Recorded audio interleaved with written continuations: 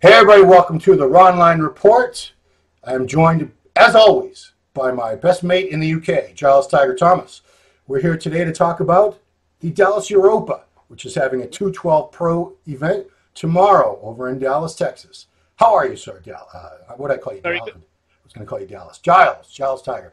Yeah. Yeah, I've been called a few things recently. Keith Williams called me Giles. I've been called Giles. My name is Giles. I believe Bleckman called you Giles for a good 4 or 5 years before we finally...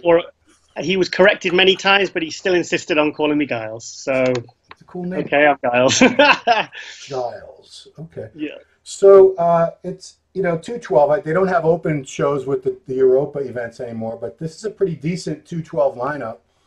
So I like to be alphabetical. Keeps my head on straight.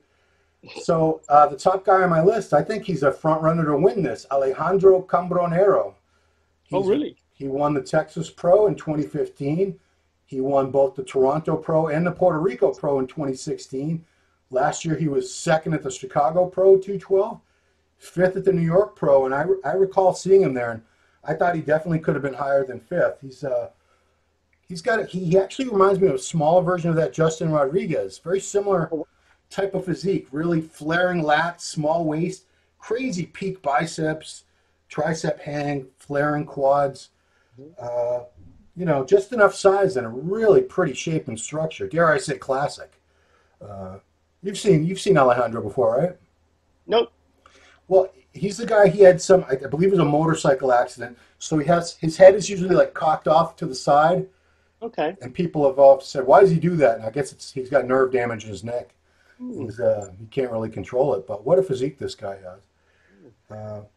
Let's see. Maybe so you're not familiar with Alejandro? I'm not familiar with him, but how is he close to 212, or is he one of the shorter guys like Clarida?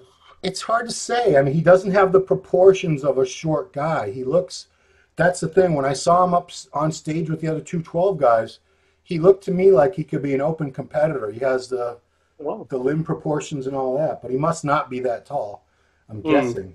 He's probably, like most of these guys, somewhere in the 5'5", 5'6" range. Seems to be about average. The next guy is a little shorter. Derek Farnsworth, originally from my state of Massachusetts. Now he's a very much in-demand massage therapist out in San Diego, California area. Works on Cutler, and a ton of the pros go down to see him. So Derek has been a pro since 2002, 16 years. So he's got to be at least as old as me or close to it. Competed a lot. He had a tougher start in the first few years of his career. Didn't place a lot out of the top 10. He has been second at the Vancouver Pro 2015 and 2016. Has not competed since the 2016 Olympia. Although I want to say, I think he tried a classic show at some point. Really? I believe he did. I don't know if you're familiar. He's got these tremendous legs. He's probably, I want to say 5'1" or 5'2". I got in trouble with Clarita because I said he was 5 foot, and he claims 5'2". But yeah, we men, we need those extra 2 inches. But I'm right. Derek, very proportionate physique.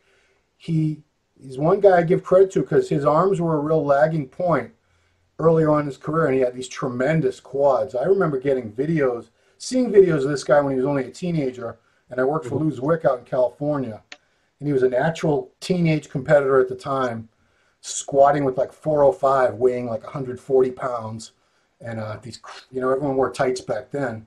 They call them leggings now. Tremendous quads, but his arms were pretty weak. He brought them up quite a bit. They pretty much match his physique now. And he gets into great condition. I remember him for like his quads and his squatting, because he wasn't like a champion powerlifter as well for his body weight. I don't know if he was a powerlifter, but he's done a couple of those times when they had those like strength competitions at the expos. He would always be in the mix in those, because he'd go up to that one they did in LA. Is it the LA Fit Expo? I think he won it one year. He was he can squat all day and night. I think he only lost one to Tito Raymond because Tito can deadlift for forever and a day. He's a strong little cuss, man. I remember he was because he was obviously an open pro because the 202 didn't come along to 2007, right. And I remember because he was even though he was a smaller guy, I always remember he struggled with his condition. And then obviously the last few years when he's been at 212, he's really, I think it was a turning point where he all of a sudden got his condition absolutely incredible. And like you said, he brought his arms up and he really, really nailed it. And it's, it's like, he could be in the mix, that guy. There's someone that could really be, is age going to help him in terms of muscle maturity, or is it going to go against him, Yeah, I mean, from the pictures I've seen, it doesn't seem like he's losing anything. He definitely doesn't have to worry about losing his legs like some of these guys. He's always going to have ridiculous legs. Next guy is a pretty new pro, John Jewett. He had turned pro back in 2016 at the USA. Everyone was freaking out because I think he was like a middleweight one year, light heavyweight the next year, and then he was a heavyweight the next year. The guy just kept getting bigger and bigger. Did a Lunsford. He did, and he looked phenomenal when he won. So that year when he turned pro, he did one pro show, the Phoenix Pro, took 7th. And then again, he did New York Pro a couple weeks ago, took 7th. Condition was a little off. Had he been sharper, I definitely would have had that guy up in the placings. But he's had, 3 weeks, 4 weeks? He's had time to fix his condition in that amount of time. I've been speaking to John quite a bit in the last 2 or 3 weeks, trying to get some video footage for the show. And he sent me a video clip and an intro, was it 2 or 3 days ago? And he's one of those guys, when you see him by himself, you just think, how could anyone beat that? He's so complete. His conditioning in the photos was absolutely incredible. I just thought, he just kind of looks perfect. And when you say he's getting like 7th in New York Pro, you're thinking, how is he getting beat? Because he's not missing anything. He's got small waist, good X-frame, good condition, plenty of thick muscle, not missing anything. Awesome condition. Yeah. So obviously maybe I'm a bit biased because I've seen so much of him in the last few weeks, and he's been sending me, clips and videos, and I've been because somebody brought him up. I think you and me were doing the New York preview, and talking about the 212 guys, and somebody said something on the MD Instagram account, and they said, "Can't believe you didn't mention John Jewett as a front runner." And I was like, I'm really familiar with him, so I checked him on Instagram, started following him. And I was like, shit, he's actually really bloody good, That's my bad. I mean, I fuck up like that all the time. I leave out people. And can't know everyone. Especially when he's a new pro and he's only like a year or two into the pros. You can't give yourself a bit of slack, mate, But this next guy, he could win, definitely. Cody Montgomery. I was waiting to see what Cody was going to look like up at Toronto because he hadn't been seen on stage in over 2 years. And, 2 years before that, he had done the Arnold and the Arnold Australia. He looked pretty good, but he did the open class, and he got open. He's open. Was he a 22-year-old open? He got outmassed. That's all it was. But up in Toronto, he gave Zane Watson a battle. It would not have surprised me. I don't think too many people, except the 85% of the audience that was screaming Watson, Watson, the Zaniacs, they would have been pretty upset. But everyone else would have been like, yeah, Cody looked really good. There was some shots that I thought, like the front double bicep, where I thought Cody was more pleasing. Yeah. And there was Zane was a little bit sharper and a bit more vascular and kind of more detailed. Yeah. But I didn't realize how good Cody was until I saw him at the Toronto. For me, him and Antoine Vallant were really the two that they were the shocks of the show in a good way, Right.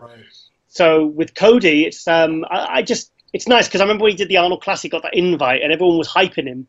And the thing is, he was like, 22, and he was quite a short pro, and I just thought... 21, I think, 21. Yeah, you can't expect him to go in and make top 6 at the Arnold. I mean, I just don't, but... And then people kind of went, that's all the hype, it all fizzled out. But now he's come back as a 212, and he's obviously a couple of years older, and he's, he's mid-20s now, and I think he's fantastic. He's really, really good. He's only 23. I was talking to him in Toronto. 23, and he's been around forever. Yeah. How long have we been talking about Cody Montgomery? He's done really well. He has to be a favorite coming into this show anyway. Certainly. I mean, he's not lacking anything. There are some guys in here. Kevin Aforum from Dallas, who's a good friend of Ronnie Coleman. He's with Ronnie's range. He's very good. Bola Ojex, good potential. Bola, I know Bola very well. Yeah. I remember when Bola, I'm going to get the year right, 2003, he won the British finals as a novice, an intermediate. He then went to the British Grand Prix. There's an amateur show. This is the one that Jay Cutler won. He went in as the did the amateur show, and the winner got a pro card. He ended up winning that, bearing in mind he'd only been a novice a few weeks before at this qualifier, then at the British finals. Yeah. And then he got to compete with the pros. Yeah. Like a couple of hours later, and he got a call out with Gunter Schlierkamp, who the year before had beat Ronnie Coleman at the GNC. Nice. So, like, I remember, and Gunter got a load of booze because he got this call out with Gunter, and Gunter started going, like, how dare they put this guy next to me? He's not in my league. Yeah, he was like, well, who is this guy? He's not, who is he? Probably knew that the guy who was probably staying backstage, I was only a novice a few weeks ago. Yeah. And there he was getting called out with the guy that a year before had beat Ronnie Coleman. So I bumped into him actually at Tampa at the hotel, and it was good to see him because obviously he moved out to America shortly afterwards. Yeah. And I like Bowler, and he's had some really good plays, but made top 3 in plenty of 212 shows. He's very complete, got a lovely physique, really nice. He's not really missing anything. He's there's someone that can make top 3. Yeah, if I were him, I would change my name though, because people keep calling him Ebola. That's not cool. But, it is a horrible disease. Ebola Ajax. I mean, I would call myself Billy Bob or something. Silvio Samuel, he's on the comeback trail, and I don't know how it's going to go for him. I mean, he did 3rd at the Indy Pro, not bad at all. 10th in New York, and I got a really good look at him in New York, and it's not the Silvio of old. He doesn't have, his legs have come down a lot, and just that overall, Silvio had that really round pop, that real fullness, and I don't know if he can get that back. I mean, I know he was in prison for a little while, and he probably hasn't been able to train properly and everything for as long as he wanted. And I don't know if that's coming back or not. Pardon the pun, but I think he needs more time served.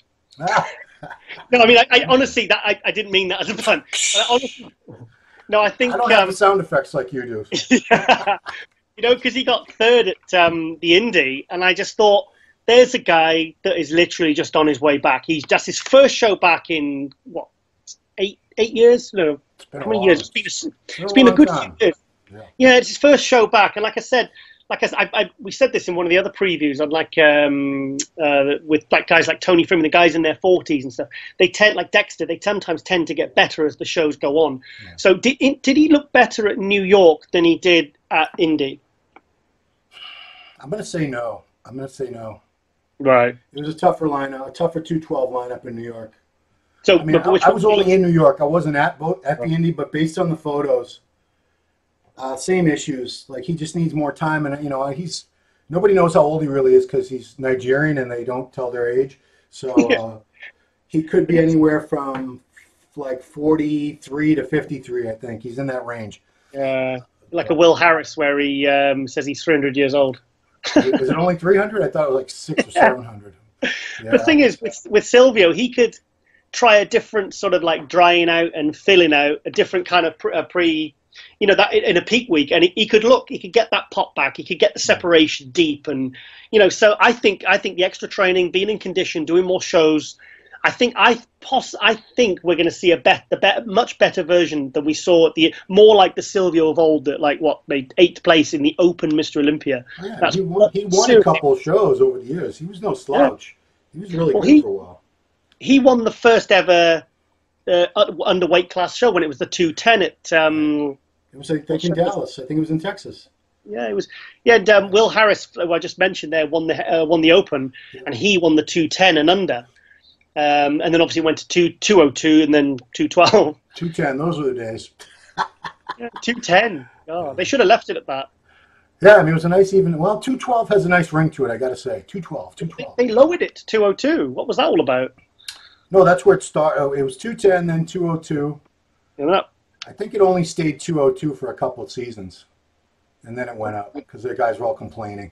But it was a couple of years. It was 202. Yeah. No, it was 2007 to 2011. It was 4 years. Oh, that's right. Because I think the years when Kevin English was the champ, Dave Henry was the first Olympia champ, or it was Showdown champ at that time. I'm sorry, and then it was Kevin English for 4 years after that, right? Yeah, it was 2011 Olympia, because I remember Flex Lewis won the British Grand Prix as a 202, and then they bumped it up to 212 that year. So it was at least 4 years it was 202. Yeah. Okay. Next guy, I'm just going to mention real briefly because he's a local New England guy and Jose's his coach. Justin Randall, who turned pro as a lightweight to the Nationals back in 2016. He was actually in the first call out at New York Pro. Wow. So I thought he was going to be, because it was 6 guys, instantly assume, okay, he's top 6. But he ended up in 11th as they started to look at more and more guys. But still, I think he's up like 20 pounds since he turned pro. He's on his way up. The good thing about Clarida's success, Sean Clarida's success, is it gives now the lighter guys who are maybe turning pro as 140 pound lightweight, 70 kilos, 154 pounds, sorry. It gives those lighter guys now real hope because they just think, you know what? Even if I only put 20 pounds onto my 140 frame, I could be like a Sean Clarida and win 212 shows. It's about making the physique as complete as possible. Yeah. So, before it was like even if you were turning pro as a middleweight, it wasn't really guaranteed that you would do well as a 212. But now, what was Sean Clarida was like a bantamweight, wasn't he? He was like 65 kilo or something originally. Yeah, and then he turned pro as a bantam, and he had been even lighter than that. He was a natural pro for a few years before that. He was winning natural shows at like 135 pounds. Dexter Jackson. Yeah. And Justin's about the same height as Sean, so I'm going to have to say 5'2", even though it's probably 5 foot. But 3 foot. If you're 5 feet tall and you're 165, 170 pounds shredded, that's a big guy. Regardless, height aside, that's a lot of muscle on a frame. Now, the next guy also could, this is a guy that could, I haven't heard much from him in a while, Craig Richardson. He's got some wins to his credit. He won the Chicago Pro in 2015, Toronto Pro in 2011. He was second last year to Milan Sadek at the Charlotte Pro. He was 4th last year in New York. Craig's one of the taller 212 guys. He's probably 5'7", or maybe even a little taller than that. But he's the type that he's got that rugged classic physique type of look to him. Shoulders, little waists. Just real, he's older too. He's in his 40s, so a lot of thick muscle, a lot of dense, detailed, grainy, old man, mature muscle on Craig. So I would not count Craig out either. Craig was actually one of my favorite pros in a round because I remember when he did the 2005 Olympia, and he was in that year's battle for the Olympia, and I really liked his physique, and he was kind of one of the guys that was probably like the Ronnie Raquels, maybe a bit, in some ways, maybe a bit too small for open. So really, for him to suck down to the 212, it's probably a struggle for him to get down. Yeah. But he looks amazing as a 212, and I'm so glad he managed to find his feet in the 212 and keep going, because he has got a really, he is one of my favorite physiques, and I was really pleased to see him at the Charlotte Pro last year when, like I said, Milan Sadek won it, and then you had Nicholas Vuliud, I can't say it. Nobody can. Yeah, Nicholas V. Even Patrick Tour can't say that guy's name. No, and Nicholas came third, and it was like, that was like the ultimate. I mean, what a top 3 in a 212 show. But Craig could absolutely 100% win this. Yeah. It's just, and I've never seen him out of condition. I mean, not even as an open pro, his glutes were he's dry. He's got lovely separation. He's got big quads, but they're really sharply separated. I really, really rate him, and like I said, I'm so glad to see him in this show because he is one of my favorites. He's the thing that always impressed me was the structure, which obviously is all genetic, but he's got that just ideal bone structure with the clavicles and the hips, and the limbs are in proportion. Someone like that, when they put enough muscle on and they get in condition, they're tough. Clean lines, nice clean lines. Yeah, lovely. Last guy I want to talk about, he just took second at the Indy Pro. We saw him took second last year at the Tampa Pro. Yep. Him and Lunsford both turned pro 1 week before that at the USA. Jacob was the heavyweight winner. Lunsford had been the light heavyweight winner. And they were neck and neck, 1 and 2. The two newest pros were the guys who were fighting for the win, which was crazy because we had guys in Tampa like Samuel Haddad, who's excellent, and he's a true veteran of the sport. So Jacob, out of Texas, he's a little older guy, but I believe he got into bodybuilding a little bit later in life. Jose was coaching him last year. I assume he's still working with Jose. But I recall being pretty impressed with that guy. Derek was the clear winner as far as I was concerned in Tampa, but very impressed with this Jacob guy too. there's a lot of love for Jacob on the forums. Maybe because Jose's brought him up and people are going, oh yeah, he's really good. Yeah. I'm not absolutely too familiar with his physique. I know Derek's physique very well, Derek Lunsford, and I know obviously he was the other guy to get the pro card at the USA's, and then a week later, like you said, we saw him at Tampa, and I mean it was like, to be two amateurs one week and then 1 and 2 in a really, really tough pro show the week after. Yeah. I mean that's pretty impressive. I mean I don't know. There's a lot of people pipping him to win this. So I don't know. It's condition. Yeah. If it comes down to condition, I've only seen him on stage twice now. I saw him at the USA and I saw him with you when we were at Tampa. And he has crazy condition. He has that because he's older, and I assume even though he started competing later on, it looks to me like he's been training hard and heavy for his whole life. I might be wrong about that, but he does have that muscle maturity to him. So that's tough to beat. But you got someone like Craig Richardson, who's got muscle maturity to spare. You look at him, that's like the definition of muscle maturity. Everything's just grainy and detailed and striated. But that's what we like to see. We're condition snobs, you and I. Yeah. Are you going like maybe Cody and Jacob top 2 with Silvio, Alejandro third, and maybe third, fourth, either way? I'm going to go no particular order because then nobody gets mad at me. Yeah, I think they get mad at me. I'm in UK. You can't reach me here. They can still message you and be irate on the forum. I would say my top 5 in no particular order: Cody Montgomery, this Jacob Wilson, Alejandro Cambronero, Craig Richardson. I'd probably go with either Bola Ojex or John Jewett to round out my top 5. Yeah, that's a good top 6. That, I mean, that's as good as any 212 show. Arnold, New York Pro, any of them. I mean, they are solid physiques there. And there's some names there I don't know. So you've always got the potential for a wild card to turn up and be like, whoa, who's this guy? And one of these guys is going to get a ticket to the Olympia because none of them have Olympia qualification yet. None of them want to show this season or have enough. I don't know how the point standings are, but any of those 5 guys I just mentioned that we've been talking about, it's going to end up at the Olympia. So yeah. Add some more logs to the Olympia fire. All right.